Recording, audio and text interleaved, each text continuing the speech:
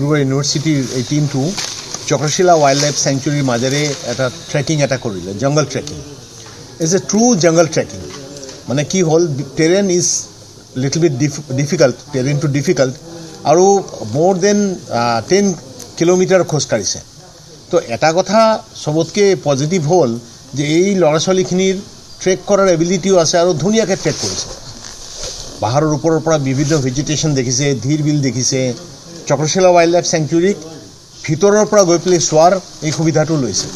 আমিও সেইটো ভাবিছিলোঁ যে এই ট্ৰেকিং কৰিলে কি হয়, 3টা মেজৰ বেনিফিট হয়। এটা হ'ল চক্ৰশিলা ৱাইল্ড লাইফ চেংচুৰীক ফিল কৰিব পৰা যায়।